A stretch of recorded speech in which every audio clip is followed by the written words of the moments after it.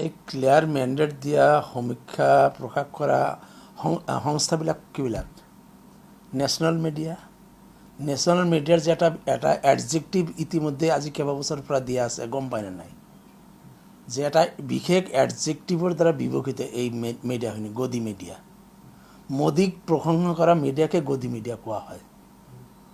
কোনো তাত সত্যতা নাই মিছা কিছুমান অযুক্তিকৰ কথাৰে অদৰকাৰী কথাৰে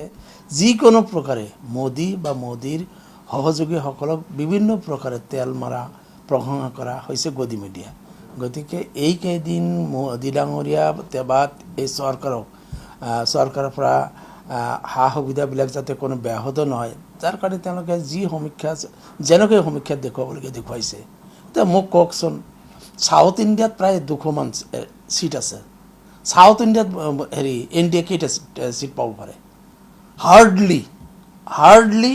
40 to 50 তাৰ বেছি সাউথ ইণ্ডিয়াত আহিব নহয় 200ৰ ভিতৰত 40 to 50 যদি খুব বেছি হয় আৰু ইফালে থাকিল কিমান 343 নৰ্থ ইণ্ডিয়াৰ মূল যিটো সিট উত্তৰ প্ৰদেশ বিহাৰত আগত উত্তৰ প্ৰদেশত 62টা সিট জিকিছিল সেই অৱস্থা আছে জানো উত্তৰ প্ৰদেশত অখিলেশ যাদৱ আৰু ৰাহুল গান্ধীৰ যুটিয়ে কি দেখুৱাইছে যে কিমান লাখ এটা মিটিঙত কিমান লাখ মানুহ আহিছিল আজি বিহাৰত সেই আগৰ সেই যাদু আছেনে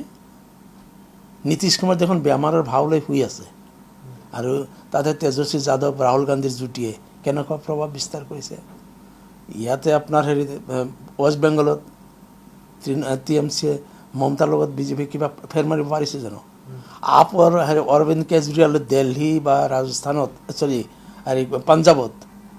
কি আছে বিজেপিৰ দিল্লীত বিজেপিৰ আছে জানো গতিকে নৰ্থ ইণ্ডিয়াত 343ৰ ভিতৰত কিমান পাব পাৰে হাৰ্ডলি যদি খুব বেছি ধৰোঁ যে খুব বেছি পাব 200ৰ বেছিতো যাবই নোৱাৰে তেনেহ'লে 200 আৰু ইফালে 40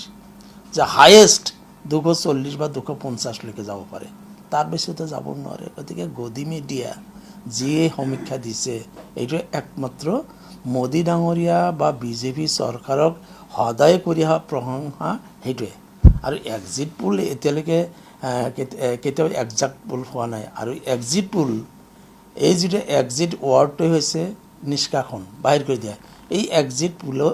4 তাৰিখত এক্সিট কৰিয়ে দিব এইটো একজাক্ট হ'ব নোৱাৰে এইটো এক্সিট হৈয়ে যাব নিশ্চিতভাৱে ইণ্ডিয়া এলায়েন্সৰ চৰকাৰ হ'বলৈ গৈ আছে আৰু হ'বই কোনো ধৰণৰ কি নাই ধুনীয়াকৈ ইণ্ডিয়া এলায়েন্সৰ মেজৰিটি থাকিব ক্লিয়াৰ মেজৰিটি থাকিব আৰু ইতিমধ্যে AICCয়ে আমাৰ নিখিল ভাৰত কংগ্ৰেছ কমিটিৰ সভাপতি ডাঙৰীয়াই প্ৰকাশ কৰিছেও প্ৰায় 300 সিট আমাৰ ইণ্ডিয়া এলায়েন্সৰ পক্ষত আহি আছে মই ভাবোঁ যে এইটো সঁচা প্ৰমাণিত হ'ব 4 তাৰিখৰ ৰিজাল্টত এক্সিট হৈ যাব গদি মিডিয়াই কোৱা এক্সিট পোল বাস্তৱিক পোলে এক্সিট কৰি দিব